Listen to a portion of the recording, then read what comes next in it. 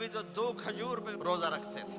اور ایک بڑا خوبصورت واقعہ ہے رمضان کا، کہیں سے بکرے کی سری پکی ہوئی آ گئی تو اب بڑے شوق سے کھا رہے تھے، اور ساتھ ارباز بن ساریہ بھی تھے، حضرت علی بھی تھے اور حضرت مقداد بھی تھے، 3-4 آدمی سری کھا رہے تھے۔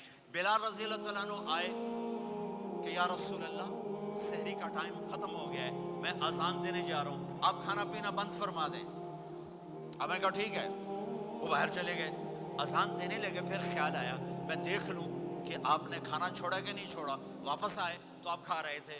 کہا یا رسول اللہ واللہ لقد اصبحت، اللہ کی قسم صبح ہو گئی۔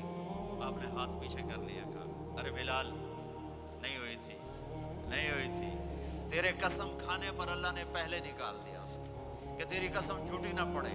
حضرت علی نے فرمایا اگر بلال قسم نہ اٹھاتے تو جب تک میرے نبی کھاتے رہتے اللہ صبح کو پیچھے ہٹاتے جاتے۔ دیگ پک رہی تھی، ابو عبیدہ رضی اللہ تعالیٰ عنہ بن جراح وہ دیگ پکا رہے تھے، بکرا۔ آپ نے کہا ابو عبید یہ مجھے بکرے کی دستی پکڑانا، اگلے بازو، آپ کو اگلے بازو کا گوشت پسند تھا، گردن کا گوشت پسند تھا، یہ کمر کے پٹھ کا گوشت آپ کو پسند تھا، دودھ پسند تھا، برنی کھجور پسند تھی، عجوا کھجور پسند تھی۔ تو کہنے گئے عبید یہ دستی پکڑانا، تو انہوں نے ایسے بکرے کا بازو نکال کے پورا آپ نے یوں پکڑا، نوچ کے پھینکا، کہا دستی پکڑانا، انہوں نے یوں نکالا ڈوئی سے، آپ نے پکڑا کھایا، کہا مجھے بکرے کا بازو دستی پکڑانا۔ کہا یا رسول اللہ بکرے کی 2 ہی ہوتی ہیں۔ آپ نے کہا تیرا بھلا ہو جائے، اگر تو میرے کہنے پہ ڈوئی ڈال دیتا، جب تک میں کہتے رہتا اللہ مجھے نکال کے کھلاتا رہتا۔ آخری رات اللہ تعالیٰ فرماتے ہیں جاؤ تمہارے رات کی قیام اور دن کے روزے کے بدلے تمہیں سب کو معاف کر دیا، اور ایک رات اللہ نے شب قدر بنائی جو 1000 راتوں کے برابر کر دی۔ آپ کی تو راتیں بڑی چھوٹی ہیں، 5 راتیں جاگ لو، 21، 23، 25، 27، 29، ان میں سے ایک رات ضرور شب قدر ہوگی۔ ایک رات کا جاگنا 80 سال کی عبادت سے بڑھیا ہو جائے گا، صرف ایک رات کا جاگنا، ایک رات کا جاگنا۔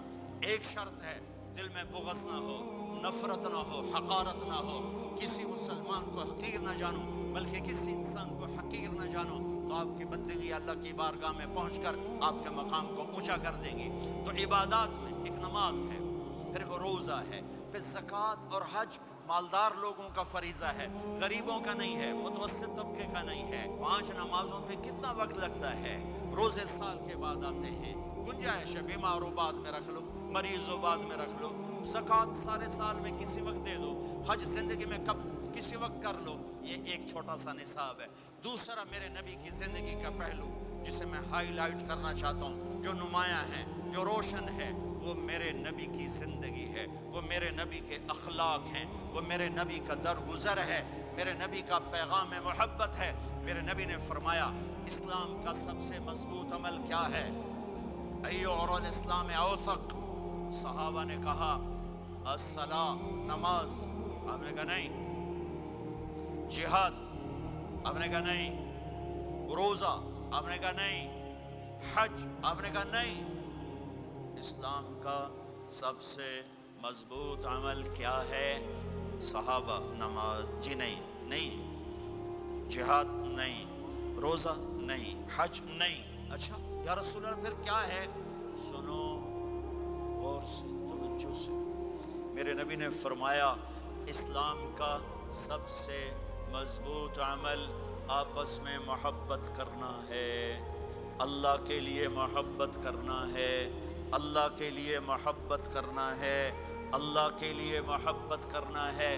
اسلام پیغام محبت ہے، میرے نبی کی زندگی محبت کی پوری تصویر ہے، کسی سے نفرت نہیں، بغض اللہ کے لیے، محبت اللہ کے لیے، یہ اسلام کا سب سے مضبوط عمل ہے۔